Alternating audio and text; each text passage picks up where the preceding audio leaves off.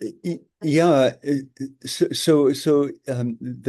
the newsletter that I issue on Fridays, we've explored this. We've explored circularity. We've explored um, uh, uh, kind of responsible demolition and reuse of materials, and um, that's fascinating. That is happening right now.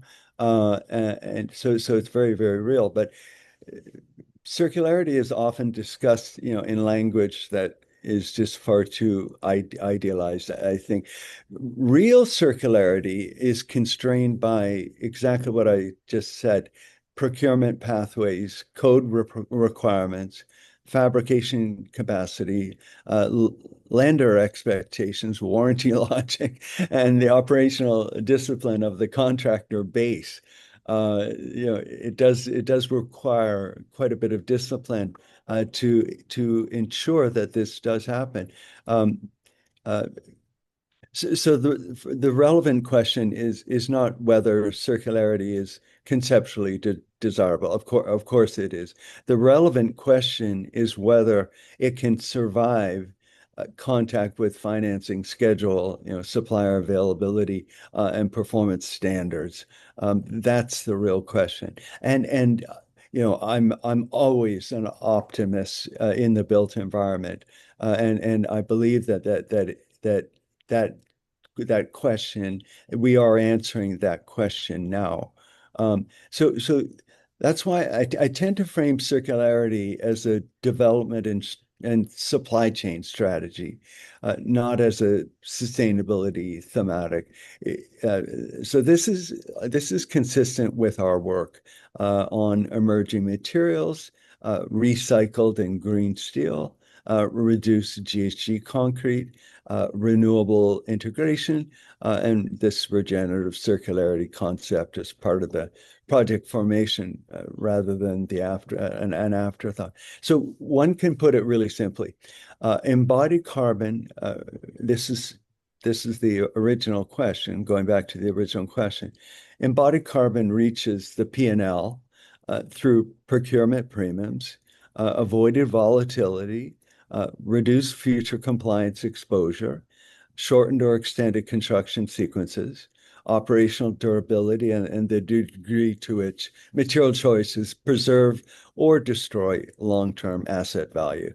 And of course, what we want to do is preserve that long-term asset value. So it's not a reporting topic. It's a business model that we like to think that it's our business model, and we many of our colleagues also aspire to have this as their building model as well. So, um, Uh, No, that's excellent. And actually, at AKFI, we issued a white paper, co-author is the help of Reshaping of IEEE fame. He's the author of the digital strategy standard for IEEE. So we looked at that. We looked at the high-tech industry, which is sort of more our background, and we came up with the uh,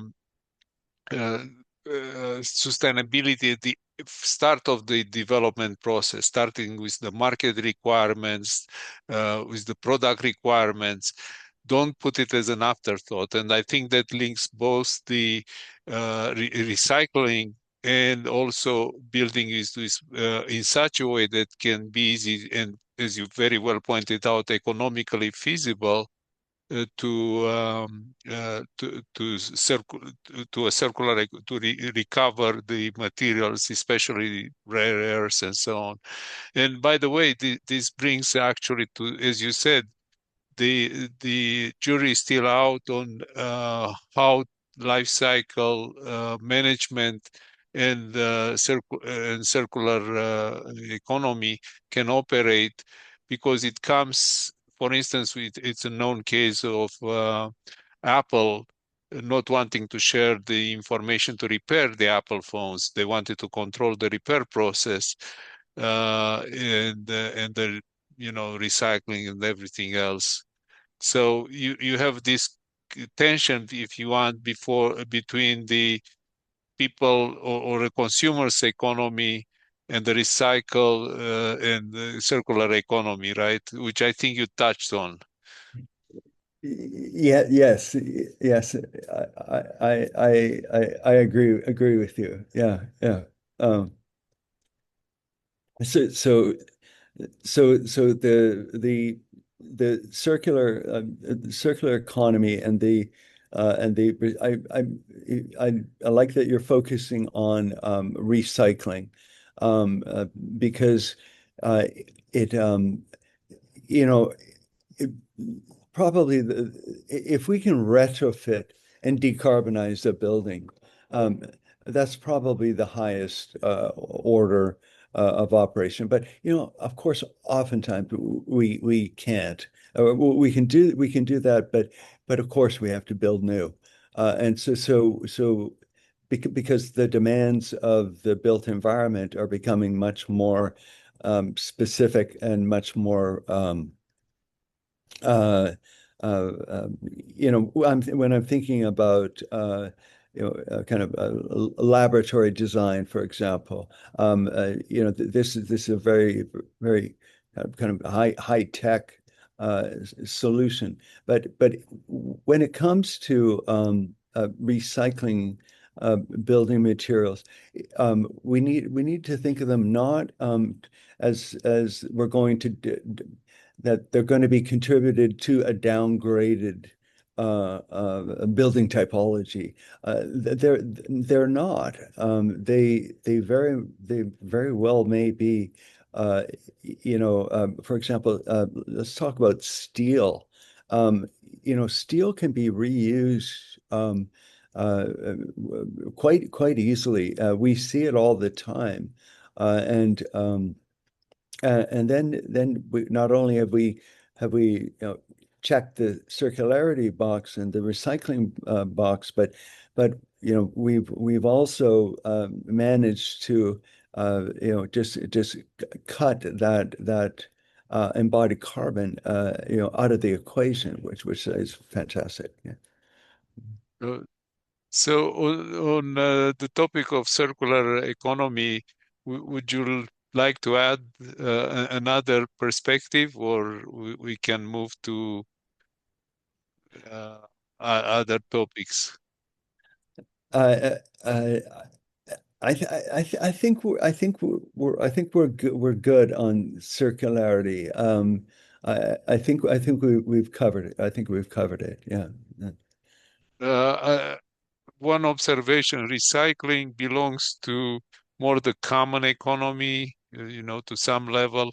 I liked your example of keeping the level of quality because typically you have like recycled paper and it's not the same quality as the original paper. You can see it in the texture of the page, for instance. So thank you very much for that. If we move to the digital infrastructure and uh, we talked about software debt.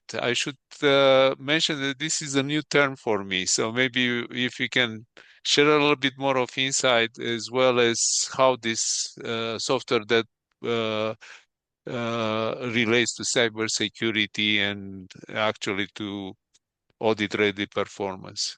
Uh, uh, yeah. Just uh, let me just think about that for a moment. So Sure.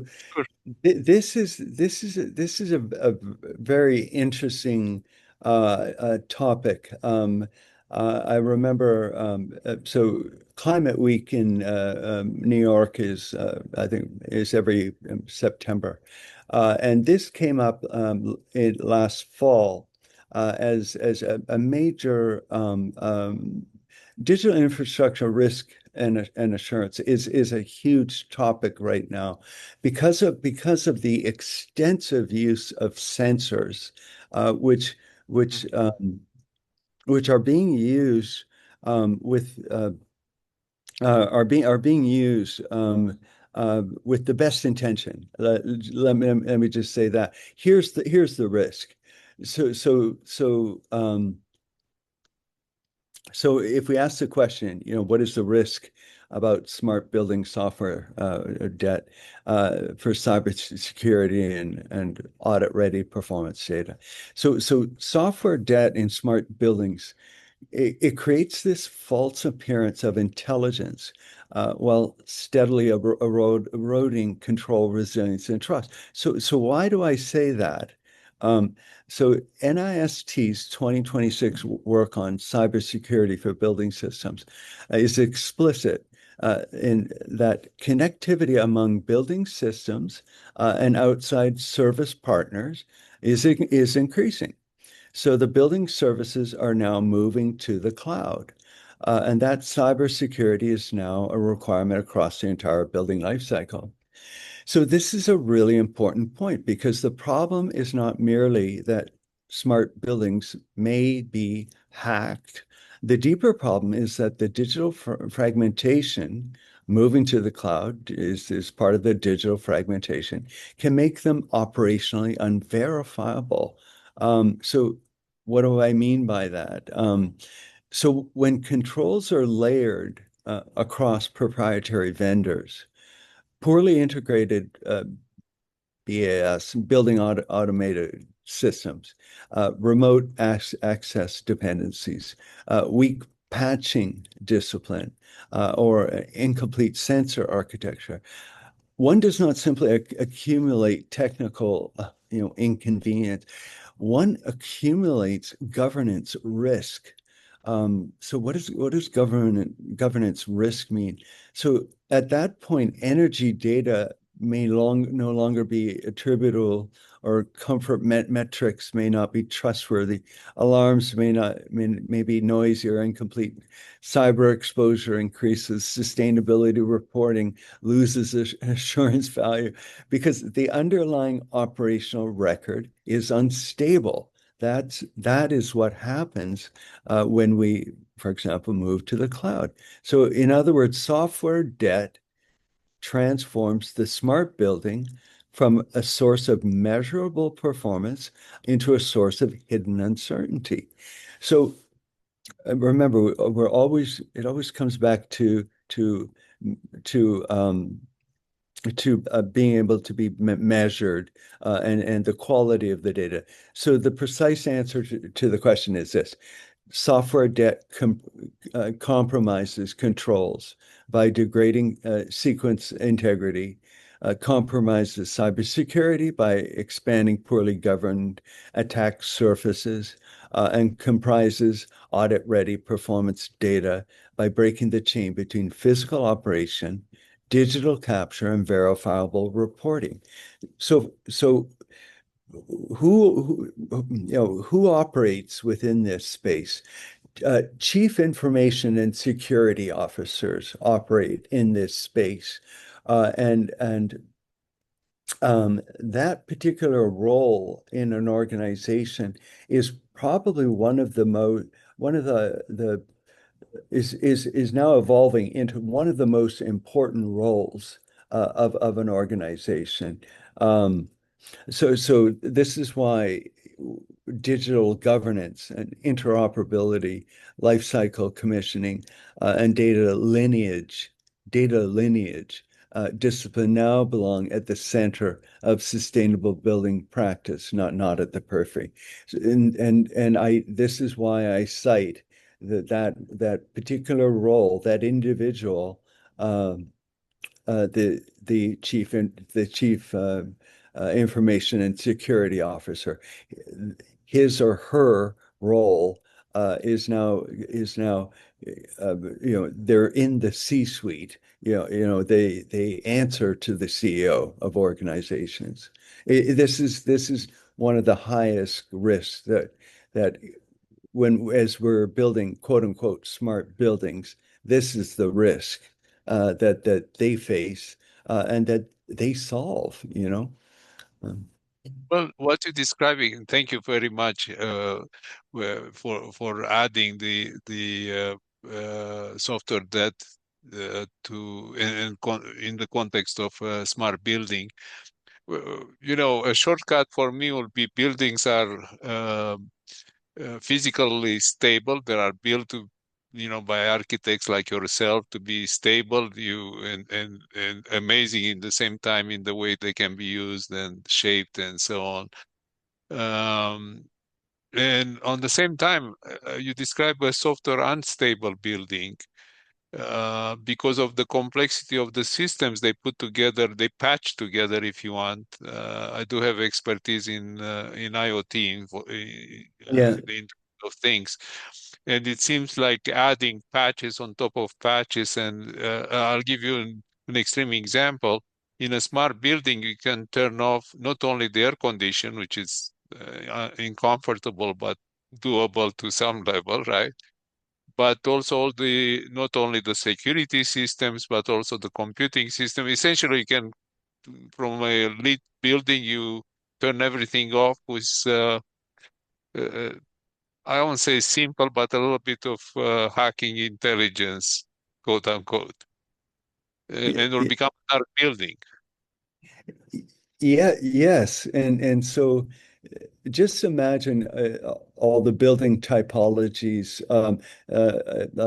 For example, um, federal buildings, for example, any high security building. Let's say that they have a their air conditioning or their duct work, their MEP work is provided by Carrier, just as an example. Well, Carrier will put sensors on every filter. Uh, and why do they do that? Because what they are doing is they are determining they're trying to save they're trying to save money. They're trying to save that filter is due for replacement, but actually it's doing just fine, so we don't have to replace it. So that's just one example in a smart building. So I know I know a chief security and information officer in Boston, um, and he lives downtown. He works for one of the major IT firms, uh, and there's a hotel across the street from him. Well, he can turn on all the TVs in every room of that hotel if he wants to, And so we begin to understand, that this is a very, very serious matter. Not only for high security federal buildings, but for buildings in general. The impact of a building, quote unquote, going down uh, uh, is um, is really consequential. And therefore, so what is the solution? Uh, the solution is that the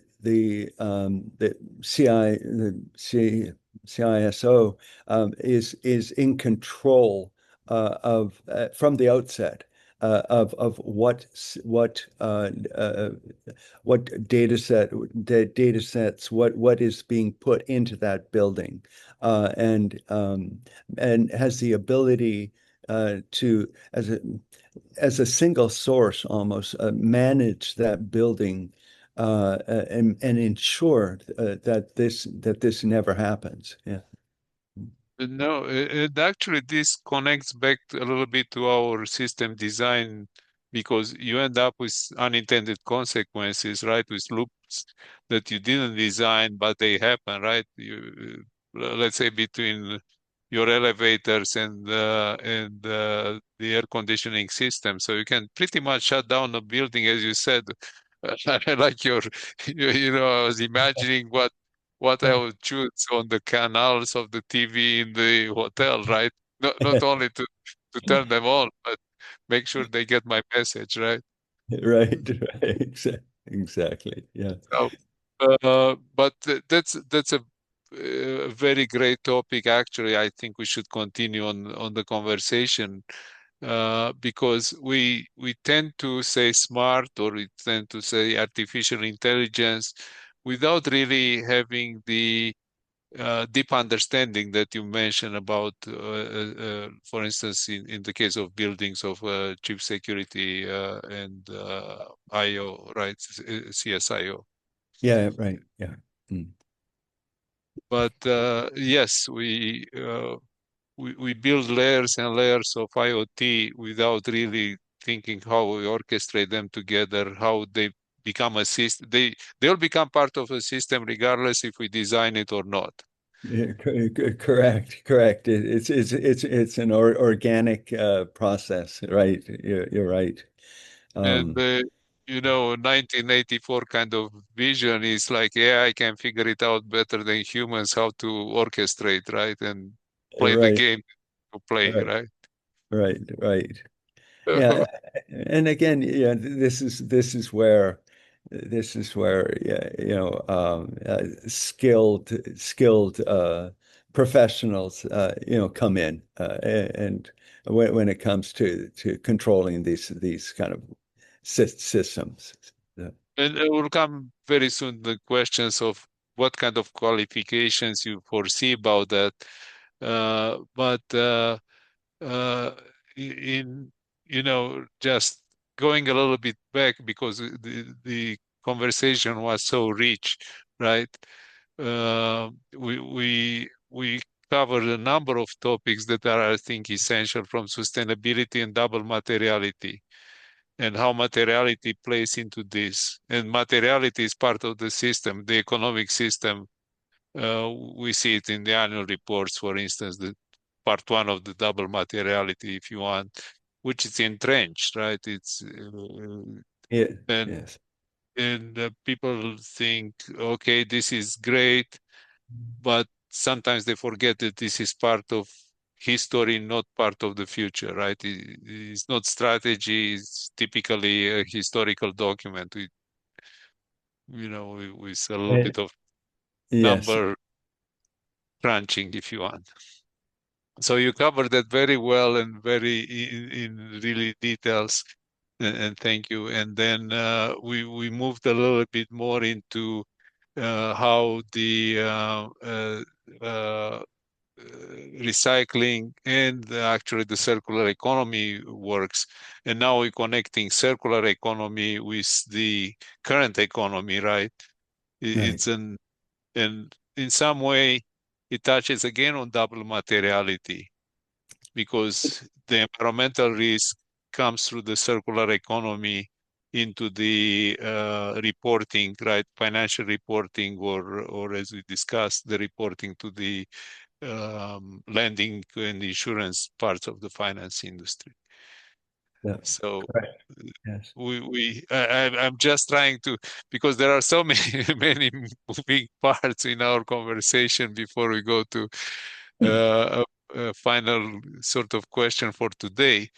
But Yes. you articulated very well, and then we almost dive into a building, into a smart building and the smart city, and we've seen a little bit of how this plays, sustainability included, but how this plays into sort of a real life or tangible application. And again, we came sort of to the smart buildings can go dark on an instant with somebody that has nothing more than a smartphone in the next building, right? And gets Right. into the Wi-Fi system or the carrier system, the 4G, 5G, whatever is connected fiber, and then from this on controls everything. So Yeah. how we get people qualify for that? What advice would you give to students that are just about to graduate? We have a number of them in AKFI helping us as interns and as volunteers. Yes. And also, I met many people in the mid-career saying, I want to be part of sustainability. I want to be part of the new. What should I do? So, from your vantage point, what would you recommend to new grads and to mid-career people that want to to learn and to change. It's a great question. Advice to graduating students or advice to mid-career folks who are thinking, how can I make an impact in the sustainability field? I mean, I would advise them to avoid building a career around the sustainability vocabulary alone. The field is maturing, and with that maturity comes a higher threshold for credibility. Um, so what increasingly matters, I think, is whether one can intervene competently in one hard system. I'll explain that in a minute, and then connect it outward to the larger whole. So that hard system might be grid planning, procurement, carbon accounting, geospatial risk, building operations, water systems, district energy, or infrastructure finance. So those are all, that's a broad sweep of disciplines that may pique someone's interest. But it must be real, measurable, and consequential. The professionals who are going to matter the most over the next decade will be those who can move between conceptual and operational skills without losing rigor. They'll understand policy, but they'll also understand permitting. They'll understand emissions, but they'll also understand contracts. They'll understand resilience, but also land, infrastructure, scheduling, and finance. So, in that sense, the future of sustainability leadership belongs less to the commentator and more to the system builder, which is what you teach, Manuel, the systems thinking. So, I have a concise answer. So, my advice would be become dangerous in one real system, and whether that be energy, procurement, GIS, building operations, district planning, and then learn how that system connects to climate, capital, governance, and human outcomes. Sustainability becomes meaningful, when it can survive contact with delivery. So, become dangerous in one system, and then understand where that role it connects to all the other systems. Yeah. We are actually debating a number of times the term of multidisciplinary, but what you describing it's a sort of a, you being an architect, Joe, a different architecture, right? So the fundament, the building sits on some, what you mentioned very colorfully, to be dangerous in one domain, and this is your foundation. Yes. But you also describe a building with multi layers of construction, different disciplines. And actually, we had an interview about not only multidisciplinary, but transdisciplinary. So connecting that back to what you said, don't just learn the sustainability dictionary and, position, try to get a job just because 15 Mhm. different standards. The transdisciplinary is the ability to communicate in the language of engineers, architects, system designers, energy producers, understand their business enough to be able to communicate. So it's like multi-level communication construction that I think you built it in my mind. I'm so glad that you use the word transdisciplinary because that is exactly what I'm advising. Yeah, absolutely. And of course, students know the difference between multidisciplinary and transdisciplinary, I mean, they simply learn it in grad school, in their studies. And so, yes, the solution is to be a transdisciplinary systems thinker. Absolutely. Uh, Thank you so much, Manuel. Yeah. Oh, thank you, Joe. And I would like to definitely have you back. I think we have a lot of threads still to cover. I want to thank you for taking the time to visit with us today. I want to tell our audience to make sure that they tune in every week for a new episode of Actionable ESG Talk Series with AKFI. As you can see, you'll gain new perspectives on how to mitigate risks, create value by integrating ESG and digital transformation. And until the next week, goodbye from Manuel and Joe. Thank you, Joe. Thank you, Manuel.